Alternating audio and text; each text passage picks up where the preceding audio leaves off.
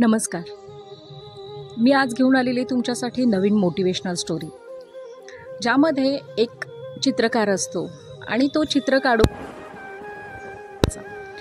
मग एक असंच दिवस जातात. तो पेंटिंग करायचा, आपल्या कुटुंबाचं उदरनिर्वाह भागवायचा आणि छान त्याचं चाललेलं असतं आणि त्याची प्रगतीही बऱ्यापैकी झालेली असते.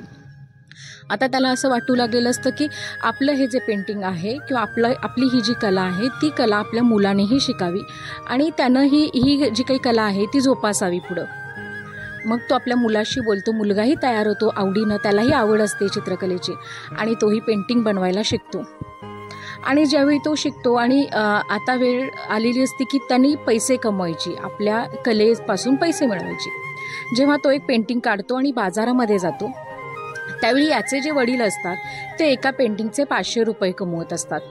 मग हा बाजारात जातो आणि पहिल्या दिवशी गेल्यानंतर तो त्याचं जे काही पेंटिंग आहे ते 100 रुपयाला विकतो आणि घरी येतो. घरी आल्यानंतर तो आपल्या वडिलांना म्हणतो की नाही, मी माझ्या या कमाईवरती खुश नाही आहे, कारण मला 500 रुपयाला माझी पेंटिंग विकायची आहे.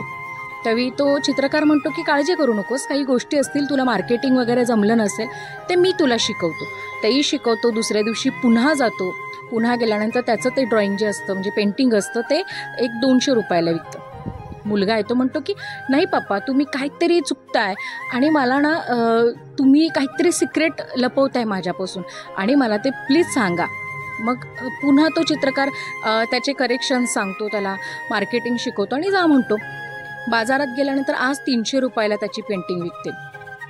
मग तो घरी येतो आणि परत चिडतो. वडिलांना सांगतो की नाही, मला माझी पेंटिंग 500 रुपयापर्यंत विकायची होती आणि मी ती आजही 300 रुपयाला गेली.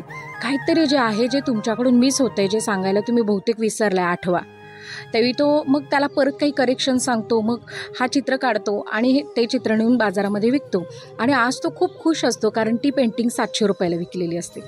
आणि घरी येतो, म्हणतो बास, मला एवढंच हवं होतं, मी 500 रुपयाला ती विकेल म्हणत होतो, परंतु ती पेंटिंग 700 रुपयाला विकली आणि मी खूप खुश आहे आणि मी अशी छान पेंटिंग करत आहे. बाबा म्हणतात, थांब, तू आता 700 रुपयाची पेंटिंग म्हणजे 500 रुपयाची पेंटिंग 700 रुपयाला विकलीस, आता मला तुला 1000 रुपयाची पेंटिंग काढायला शिकवायचं. तर तो मुलगा म्हणतो, नाही, काही गरज नाही मला त्याची, कारण तुम्हाला जी पेंटिंग येते ती फक्त 500 रुपयाचीच येते, त्यामुळे मला 1000 रुपयाची पेंटिंग तुमच्याकडून येईल, तुम्ही ते मला शिकवाल असं मला काही वाटत नाही आहे. ते तो म्हणतो की मला एक गोष्ट तुला सांगायची. तो चित्रकार सांगतो की तुझ्या आजोबांनी जेव्हा मला ही कला शिकवली होती तेव्हा ते त्यांची पेंटिंग हे 300 रुपयाला विकून यायचे आणि मी ती पेंटिंग ज्या दिवशी 500 रुपयाला विकून आलो त्या दिवशी संध्याकाळी तेही मला हेच म्हणाले होते की चल, तुला आता मी 700 रुपयाची पेंटिंग कशी काढायची शिकवतो. तेव्हा मी माझ्या वडिलांना काय म्हणालो होतो की तुम्ही 500च्या वर काढू शकणार नाहीत आणि मला आता तुमच्याकडून 500 रुपयाच्या पुढची पेंटिंग शिकायची नाही आहे. आणि त्यामुळं मी थांबलो आणि माझी जी काही पेंटिंगची कला आहे किंवा ड्रॉइंगची कला आहे ती फक्त आणि फक्त 500 रुपये किमतीपर्यंतच अडकून राहिली आणि आजही मी तिथंच आहे. आणि तुझं असं होऊ नये म्हणून मी तुला हे सांगते. आपल्या आयुष्यात याशिवाय वेगळं काय घडतं सांगा? तुमच्या आणि माझ्या आयुष्यात आपण एखादी गोष्ट शिकतो आणि आपल्याला त्या गोष्टीमध्ये थोडंसं यश आलं की आपण तिथंच थांबतो. त्यातून काही परत नवीन शिकता येते काय हे बघण्याची वृत्ती जोपर्यंत आपण स्वतःमध्ये जोपासत नाही तोपर्यंत आपली प्रगती होऊ शकत नाही. त्यामुळे जे काही आजूबाजूला शिकण्यासारखं आहे ते शिकत राहा, आपल्यामध्ये इम्प्रूव्हमेंट करत राहा. काळजी घ्या स्वतःची. पुन्हा भेटू एका नवीन मोटिवेशनल स्टोरीचं.